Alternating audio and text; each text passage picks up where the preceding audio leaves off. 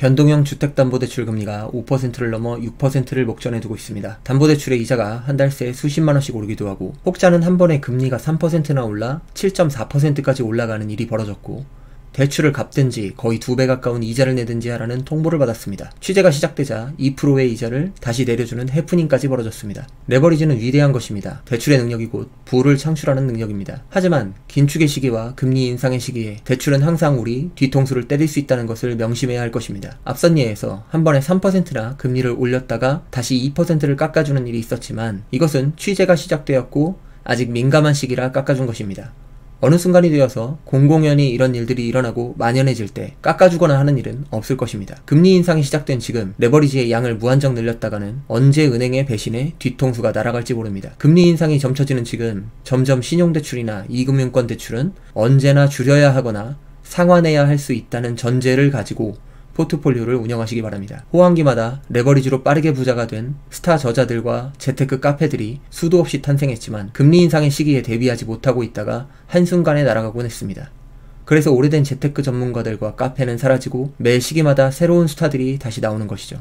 지금 부동산은 투자를 늘리는 시간이라기보다 공부량을 늘려둬야 하는 시기입니다. 불황의 시기가 다시 찾아와 준다면 내가 어떻게 해야 우량 부동산을 가장 저렴한 방법으로 최대한 많이 획득할 수 있는지를 고민하고 연구해서 공부를 맞춰둬야 하는 시기입니다.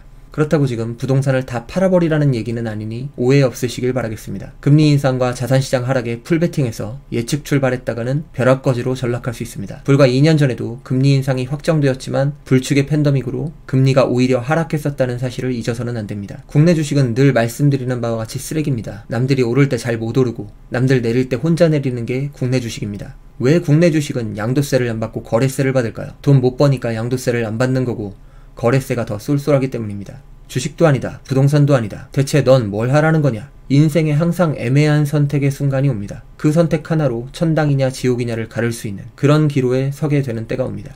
하지만 우리가 공부하고 대비하는 이유는 그 어떤 선택의 순간이라도 이길 수 있는 선택, 바로 꽃놀이패를 발견하기 위해서입니다. 바둑에서 어떠한 선택을 할 때 잘 되면 대박이고 안 돼도 큰 손해가 없는 패를 꽃놀이패라고 부릅니다. 전 매 선택의 순간마다 이 꽃놀이패를 찾아내 여러분들과 공유하고자 채널명을 반드시 이기는 투자라고 짓게 되었습니다. 금리 인상과 자산가격 하락이라는 공포 앞에 지금 가장 좋은 꽃놀이패는 바로 미국 주식입니다. 저는 주로 부동산을 전문적으로 다루는 사람이지만 지금은 미국 주식이 답이라고 생각합니다. 한국에 상장되어 있는 미국 주식 ETF 이런 거 하지 마시고요. 증권사에서 달러로 바꿔서 미국 주식에 직접 투자하시면 됩니다. 미국 주식 잘 모르시면 그냥 미국 주식의 평균에 투자하는 스파이나 QQQ 같은 거 사두시면 그래도 그래프가 지금 이 배경 그림 정도는 나옵니다. 물론 지금도 당장 너무 좋은 다른 투자처가 있을 때는 해야겠죠. 일반적인 상황에서 말씀드리는 것입니다. 앞으로의 날들에 대해 3가지 시나리오를 그려보겠습니다. 첫째, 앞으로 세계 자산시장의 가격이 더 오른다. 둘째, 앞으로 세계 자산시장에 불황이 온다. 셋째, 앞으로 세계, 특히 미국은 멀쩡하지만 한국은 안 좋아진다.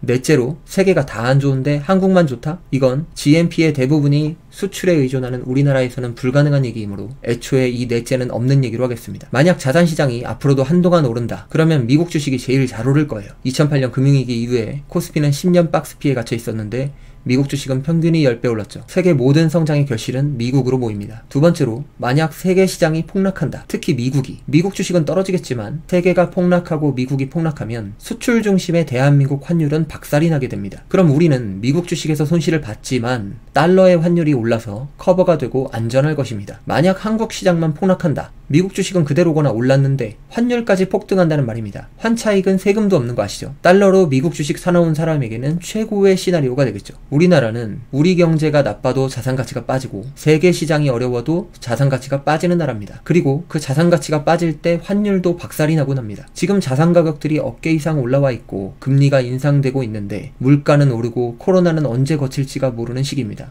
달러화로 된 미국 주식을 투자하면 세계가 오르면 나도 오르고 세계가 다 나빠도 나는 방어가 되고 세계가 오르는데 우리나라만 불황이 오면 나는 큰 돈을 버는 구조가 만들어집니다. 지금은 달러화로 미국 주식의 비중을 늘리면서 부동산을 공부해 기회를 준비하는 사람들이 큰 돈을 벌 수 있는 시기입니다. 그런 여러분들이 되시길 바라겠습니다. 오늘도 긴 영상 시청해주셔서 감사합니다.